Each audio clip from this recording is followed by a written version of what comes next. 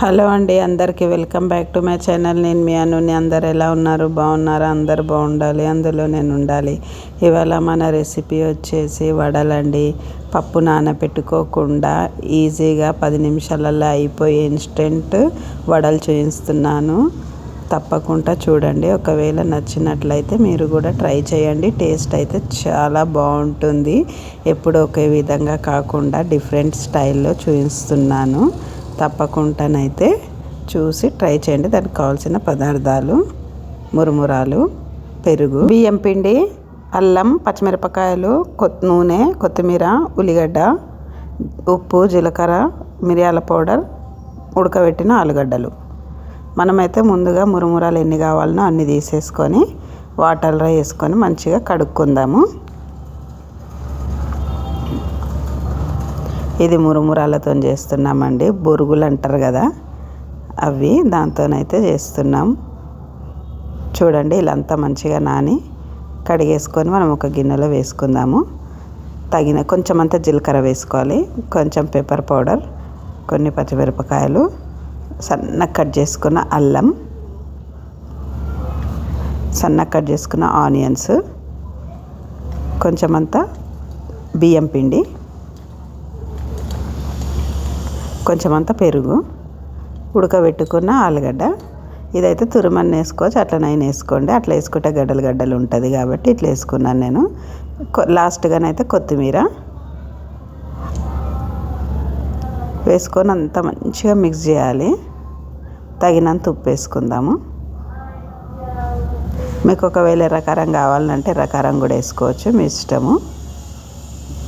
ఇలా కూడా చేసుకోవచ్చు, ఎర్రకారం కూడా వేసుకోవచ్చు. కొంచెం వేస్తే బాగుంటుంది. అంత మంచిగా మనం మిక్స్ చేసుకొని పక్కకు పెట్టుకొని స్టవ్ ఆన్ చేసి అయితే కడాయి పెట్టేసుకుందాము.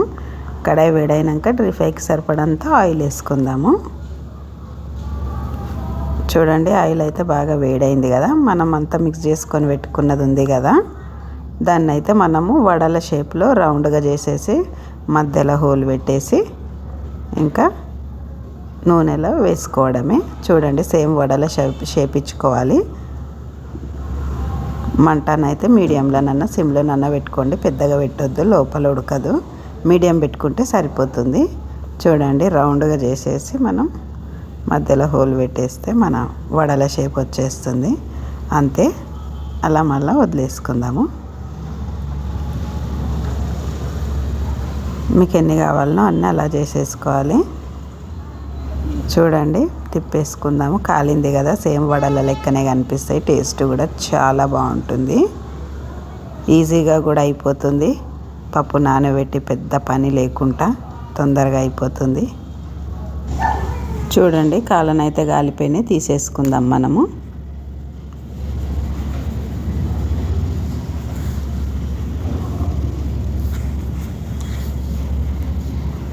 మళ్ళీ ఒకసారి వేసుకుందాము.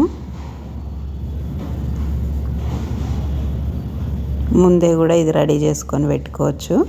అప్పటికప్పుడు మినప్పప్పు అయితే అప్పటికప్పుడు చేయాలి కదా, ఇది రెడీ చేసుకొని పక్కకు పెట్టుకొని ఒకటేసారి వేసుకుంటే కూడా సరిపోతుంది, ఇచ్చుకోవద్దు. ఎప్పుడు ఒకేలాగా కాకుండా ఇలా ఒకసారి ట్రై చేయండి. చూడండి టేస్ట్ ఎలా వస్తుందో. ఈవినింగ్ స్నాక్స్గా, మార్నింగ్ టిఫిన్ లాగా కూడా బాగుంటుంది.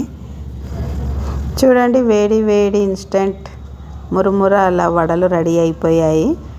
చూడండి, చూడడానికి ఎంత బాగుంది కదా, తింటే కూడా చాలా బాగుంటుంది. ఒకసారి అయితే తప్పకుండా మీరు కూడా ట్రై చేయండి, చాలా బాగా వస్తాయి. క్రిస్పీగా చూడండి ఎంత బాగుందో. ఇది పల్లి చట్నీతోనైనా, గ్రీన్ చట్నీతో, కొబ్బరి చట్నీతో, దేంతో తిన్నా కూడా చాలా బాగుంటుంది. ఓకే, మరి నా ఛానల్ కొత్తగా చూస్తున్నట్టయితే సబ్స్క్రైబ్ చేసుకోండి, లైక్ చేయండి, షేర్ చేయండి, సపోర్ట్ కూడా చేయండి. Thank you for watching friends.